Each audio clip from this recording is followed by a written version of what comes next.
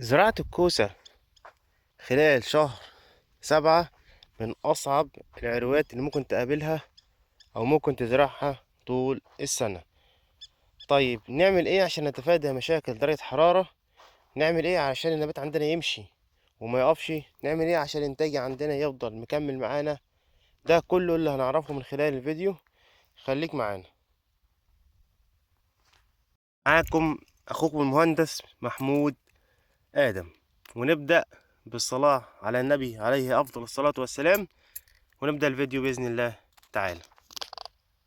لو حضرتك ما اشتركتش لسه، اشترك معانا في القناة ودوس على الزر الأحمر أسفل الفيديو وتفعل الجرس على كل الإشعارات علشان يوصل لحضرتك كل فيديو بنحمله على القناة لو أنت مهتم بالزراعة. أول حاجة طبعا العروة دي بتبقى درجة حرارة فيها عالية، بيبقى النبات فيها مش عايز يتحرك أو مشي بتاعه بطيء شوية. وفي برضه المشكلة لو الأرض عندك فيها نسبة ملوحة، الوضع بيزداد سوء وبيبقى النبات عندك ماشي بالعافية. طيب نعمل ايه؟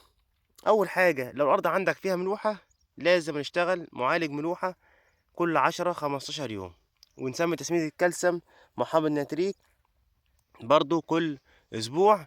يعني لو هتبدأ يوم الجمعة يبقى الجمعة اللي زيها او اللي بعدها تبدأ تحط برنامج التسميد بتاعك بتاع نترات الكالسيوم محمض النيتريك.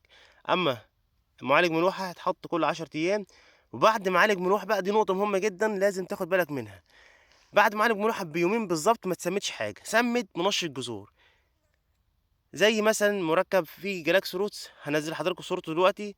المعالج ملوحة في حاجه اسمها انتي سولت برضه هنزل صورته برضه دلوقتي، انا بشتغل بيه وجايب نتائج ممتازه معايا، بالذات في الارض اللي فيها ملوحه او في مشكله في الجذور من تحت، عشان الجذور ما بيبقاش بالقوه اللي احنا بنكون محتاجينها، بالذات في الارض اللي فيها ملوحه. طيب الارض اللي ما فيهاش ملوحه هتشتغل بس ممكن منشط جذور زي جلاكس روتس زي ما احنا اتفقنا، وبعد كده بتكمل معاك وتظبط الميه بتاعتك. طب الميه بتاعتك ارتوازي بيبقى فيها برضو مشكله الملوحه في الغالب.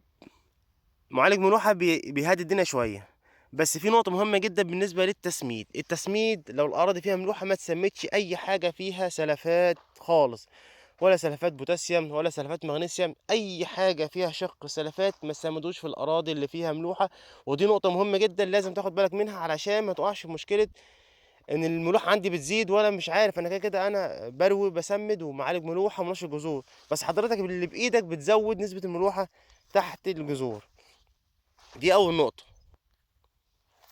النقطه التانية بقى، هنرش ايه؟ طبعا مع درجات الحراره عاليه لازم ترش احماض امينيه وطحالب بحريه، وبالذات يكون الطحالب عليها فيتامينات او بروتينات علشان بيديك قوه للنبات ودفعه اقوى للنبات كنمو خضري، او يكسر درجه حراره. طبعا درجه الحراره ما بتعلى الحاجات دي بتكسر درجه الحراره، بتخلي النبات يستحمل شويه.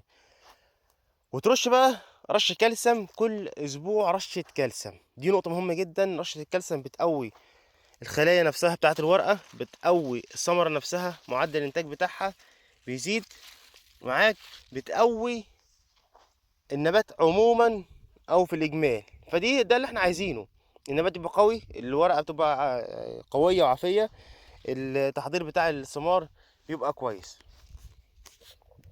النقطة بقى التالتة اللي هي هتقابل حضرتك موضوع الفيروس. زي ما انت شايف دلوقتي ده كده النبات ده متفيروس. طب سببه ايه؟ سبب ذبابة البيضة. احنا برضو هندور نحاول نجيب ذبابة بيضة عشان اوريها لحضراتكم. اقصى حاجة طبعا اللي بتأثر، اكتر حاجة بتأثر على الفيروس او بيزود الفيروس الذبابة البيضاء او الثقبات المصة عموما. هي دي اللي بتروح نقلة المرض من هنا توديه نبات تاني، وبالتالي بيبقى عندك مشكلة كتير في الذبابة، في الفيروس زي ما انت شايف ده. طب نشتغل ايه؟ الذبابة ليها علاج، اما الفيروس ملوش علاج، عشان بس ايه محدش يقول الفيروس طلع له علاج. لغاية دلوقتي او لحد تاريخ الفيديو دوت الفيروس ملوش علاج. اما بنعمل ايه؟ بنقضي على الذبابة البيضاء والثقبات المص بالرش الحشري الدوري كل 4 ايام، بنديها رشة حشري. والراعي برضو اللي هو فترة الأمان بتاعة جمع المحصول، ودي نقطة مهمة جدا لازم تراعي فترة الأمان بتاع المحصول. بيبقى مكتوب على العبوة البي اتش اي اللي هو الجمح او هتجمع بعد قد ايه، او المبيد هيتكسر بعد قد ايه، عشان موضوع الجمع ما ياثرش معاك، او الثمره ما يطلعش فيها المبيد ويأثر على صحه الانسان. دي نقطه منها لازم تاخد بالك منها. في حاجات كتير بقى بتشتغل على الرش او الحاجات الحشري، زي مثلا الاميدا كلوبرايد، بتبقى منها 35% لو سائل و70% لو بودر. الاسيتام برايد، مادة الافسكت، بتضيف طبعا معاها دواء حمر، عشان طبعا بيأثر على الحمرة، بتزيد في درجة الحرارة العالية. دي نقاط مهمة جدا لازم تاخد بالك منها. وده كده كان فيديو سريع عن المشاكل اللي بتواجه زراعة الكوسة في العروة الصيفي خلال شهر 7. طبعا دي احد المزارع ان برضو اللي فيها الملوحة عالية، زي ما انتم شايفين كده الملوحة عالية عندنا في المزارع، فمخلينا النمو الخضري بتاعنا ضعيف شوية. بس الحمد لله بفضل الله الوضع اتغير خالص خالص عن الأول. احنا قلنا عليه بفضل الله، ثم الكلام اللي احنا قلنا عليه او البرنامج اللي احنا بنعمله النبات ماشي. احنا لو مش مشغلين ببرنامج كويس مش هتلاقي عندنا اصلا نمو خضري. الملوحة هنا معدية ل2500، فانت حضرتك بتتكلم في الكوسة وملوحة معدية ل2500، ده رقم كبير خالص يعني. عشان يوصل للمرحلة ديت بفضل الله، لا حاجة ممتازة بصراحة. يعني حضرتك شايفين النمو الخضري مش قوي، بس في ملوحة 2500 لا مختلف خالص. فده كان فيديو سريع كده، اتمنى يكون نال اعجابكم. ولو عجب الفيديو طبعا ما تنساش تعملنا مشاركة عشان الكل يستفيد وتوصل المعلومة للغير. والسلام عليكم ورحمة الله وبركاته.